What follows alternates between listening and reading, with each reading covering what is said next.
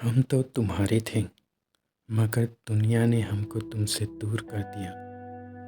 गलती क्या थी हमारी, जो तुमने हमको बेवफा कह दिया। हेलो दोस्तों, ही टॉक्स में आपका स्वागत है। आज की स्टोरी एक अदर नाम के लड़के से शुरू होती है, जिसका दोस्त राघव भी था।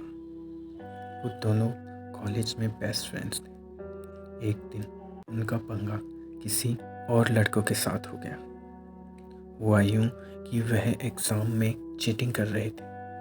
अथर्व ने उन लड़कों को चीटिंग करते हुए देख लिया और क्लास टीचर को कह दिया।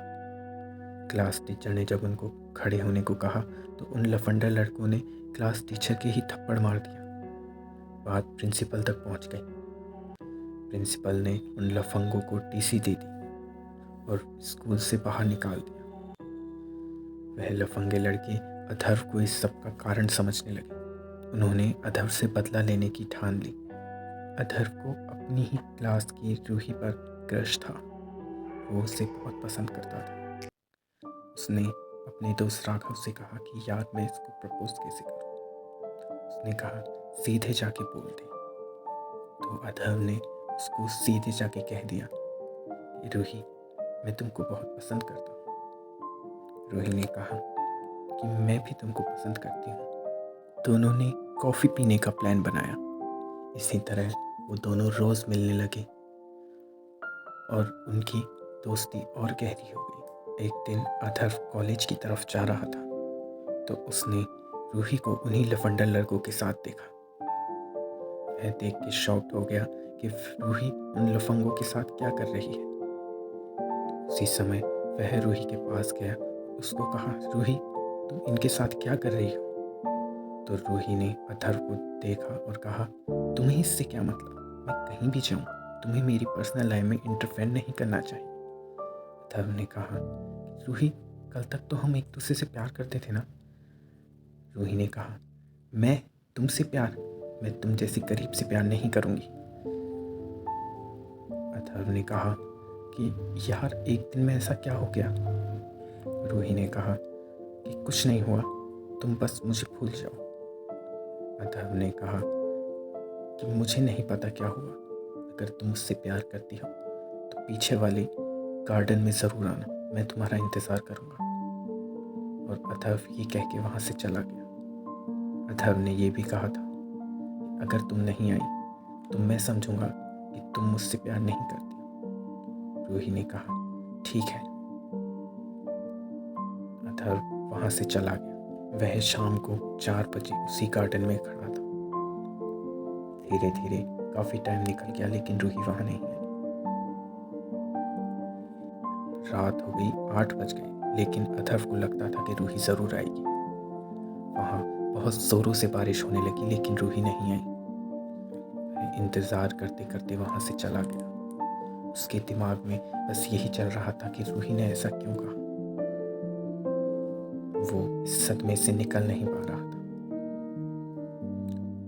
वह राघव को फ़ोन कर रहा था मगर राघव भी उसका फ़ोन नहीं उठा रहा। उसके पेरेंट्स ने कहा, बेटा पढ़ाई के लिए तुमको अब्रॉड जाना है तो तैयारी कर लो।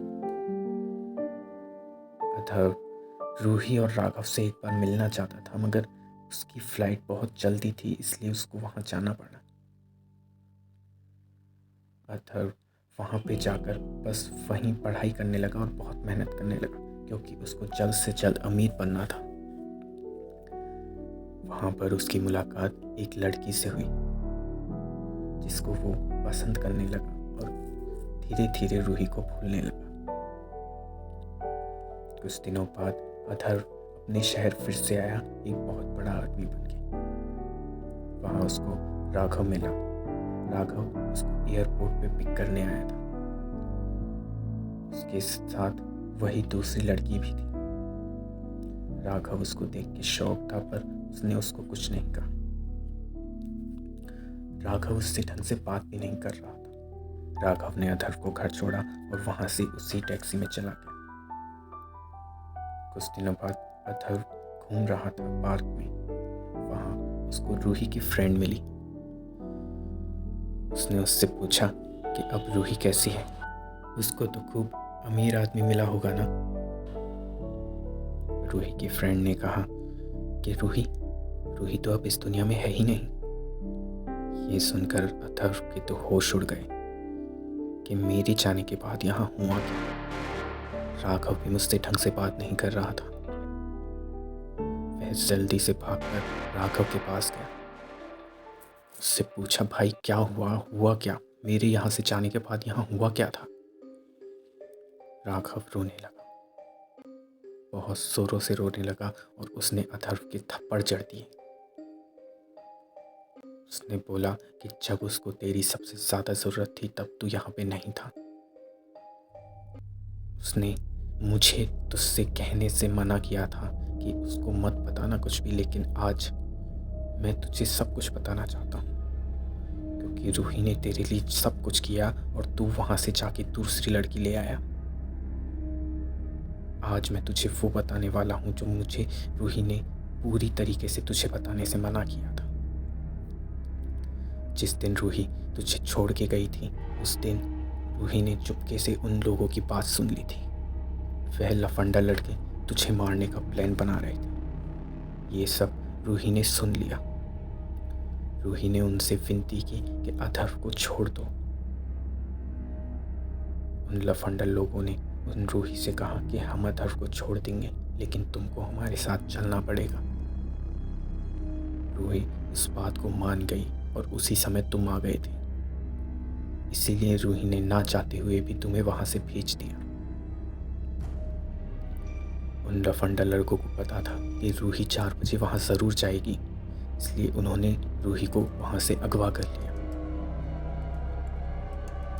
उन लफंडा लड़कों ने रूही को बहुत मारा, बहुत टॉर्चर किया, उसको अधमरा कर दिया और उसके साथ बहुत गलत काम भी किए। धीरे धीरे उसकी स्किन भी जलाने लगी और जैसे ही वो वहाँ से भागने लगती वो कहते कि हम अथर्व को मार देंगे। उससे वहाँ से भागा भी नहीं जा रहा था और वो उसको रोज़ टॉर्चर करते, रोज़ मारते और रोज़ाना उसके साथ गलत काम करते थे। उसको हाथों से बांधकर बेल्टों से मारा करते थे। उसको धीरे धीरे स्किन भी जलाया करते थे। एक दिन पुलिस वालों को रोड पर पड़ी एक लाश मिली और वो रूही की लाश थी। उसके परिवार वाले शॉक्ड हो गए। अथर्व के पैरों से ज़मीन खिसक गई। उसको तो पता भी नहीं था कि उसके पीछे ये सब हो गया। अथर्व फिर एकदम से राघव को बोला, राघव, ये सब बातें तुमको कैसे पता? राघव ने कहा कि जब रूही का केस ओपन हुआ तब सबूत में एक सीडी मिली थी। उसमें रूही की सारी क्लिप्स थी जो उन लफंडर लोगों ने उसके साथ गलत करते हुए बनाई थी। इन सबूतों की वजह से उन लफंडरों को फांसी की सज़ा दी गई। ये क्या हो गया? रूही ने तो कभी मुझे छोड़ा ही नहीं था। उसने तो मेरी वजह से अपनी ज़िंदगी बर्बाद कर ली और अब इस दुनिया में भी नहीं रही। अथर्व पूरी तरीके से डिस्टर्ब हो गया। अथर्व को मरने का मन कर रहा था। तभी राघव ने उसने कहा, नहीं, अगर तू मर गया तो रूही की जान बेकार जाएगी। तुझे जीना होगा रूही के लिए। अथर्व ने कहा कि भाई, उसके पेरेंट्स कहाँ हैं? राघव ने कहा कि उसके पेरेंट्स तो ये शहर छोड़ के चले गए। अथर्व ने कहा, भाई, मुझे उनके पेरेंट्स के पास ले चल। राघव अथर्व को उनके पेरेंट्स के पास ले गया। उसके पेरेंट्स ने अथर्व को देखते ही पहचान लिया कि ये वही लड़का है। रूही के पेरेंट्स ने अथर्व को एक चिट्ठी दी जो रूही ने लिखी थी। अथर्व ने जब चिट्ठी पढ़ी तो उसने कहा कि मैं तुम्हारी ही थी, मगर दुनिया वालों ने हमको तुमसे दूर कर दिया। इसमें मेरी कोई गलती नहीं, तो प्लीज़ मुझे बेवफा ना समझना। तुम ज़रूर जीना और मेरी भटकी ज़िंदगी भी तुम अच्छे से जीना। तुम किसी और से शादी कर लेना और एक अच्छी लाइफ जीना, और जब तुम्हारा पहला बेबी हो तो उसका नाम मेरे नाम पे ही रखना।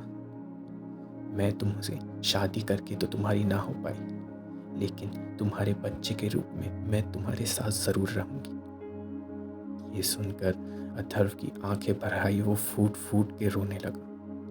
इतना रोने लगा कि उसके आंसुओं से उसके हाथ में जो खत था वो भी पूरा गीला हो गया। उसने रूही से प्रॉमिस किया कि उसका जो पहला बेबी होगा उसका नाम वो रूही ही रखेगा।